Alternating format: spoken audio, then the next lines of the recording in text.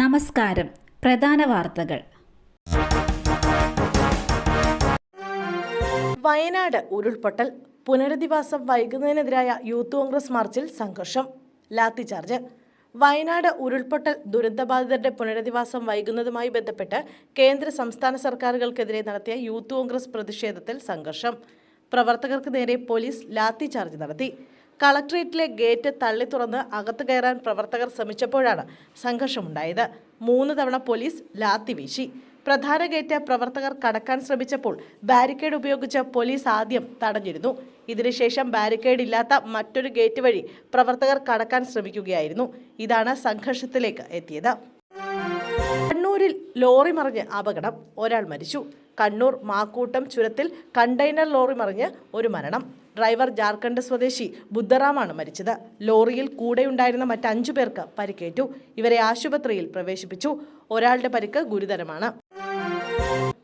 ശബരിമല തീർത്ഥാടകരുടെ വാഹനം അപകടത്തിൽപ്പെട്ടു. 4 പേർക്ക് പരിക്ക്. പത്തനംതിട്ട പ്ലാപ്പള്ളിയിൽ ശബരിമല തീർത്ഥാടകർ സഞ്ചരിച്ച വാഹനം അപകടത്തിൽപ്പെട്ടു. 4 പേർക്ക് പരിക്കേറ്റു. തിരുവനന്തപുരം നെടുമങ്ങാട് സ്വദേശികൾ സഞ്ചരിച്ച വാഹനമാണ് അപകടത്തിൽപ്പെട്ടത്. 7 പേരാണ് കാറിലുണ്ടായിരുന്നത്.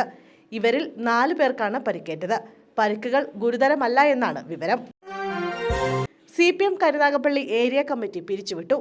നടു റോഡിലെ കയ്യാങ്കളിയും തർക്കവും വരെ എത്തിയ കൊല്ലം കുലശേഖരപുരത്തെ വിഭാഗീയതയെ തുടർന്ന് കരുനാഗപ്പള്ളി CPM ഏരിയ കമ്മിറ്റിയെ പിരിച്ചുവിട്ട് സംസ്ഥാന നേതൃത്വം.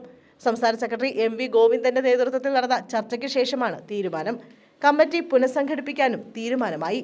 നിലവിലെ ഏരിയ കമ്മിറ്റി അംഗങ്ങളെ 4 മണിക്ക് CPM കൊല്ലം ജില്ലാ കമ്മിറ്റി ഓഫീസിലേക്ക് ചർച്ചയ്ക്കായി വിളിപ്പിച്ചിട്ടുണ്ട്. ഈ യോഗത്തിന് ശേഷം കൂടുതൽ നടപടികൾ ഉണ്ടാകുമെന്നാണ് വിവരം. 17 ബാഗുകളുമായി കൊച്ചിയിൽ പറന്നിറങ്ങി കോഴിക്കോട് സ്വദേശി. പിടിച്ചത് 2.25 കോടിയുടെ കഞ്ചാവ്.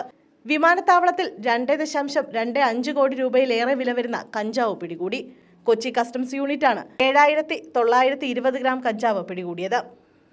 DRI കണ്ണൂർ യൂണിറ്റിൽ ലഭിച്ച രഹസ്യ വിവരത്തെ തുടർന്നായിരുന്നു പരിശോധന.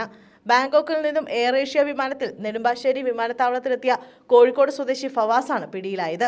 ഇയാളുടെ ബാഗേജിനകത്ത് 17 ബാഗുകളിലായി ഒളിപ്പിച്ചു കൊണ്ടുവന്നതായിരുന്നു കഞ്ചാവ്. രാജ്യാന്തര വിപണിയിൽ ഏറെ വീര്യമുള്ള ഹൈബ്രിഡ് കഞ്ചാവാണിത്. സാധാരണ കഞ്ചാവിനേക്കാൾ വിലയും ലഹരിയും ഒരുപാട് കൂടുതലാണ് ഹൈബ്രിഡ് കഞ്ചാവിന്.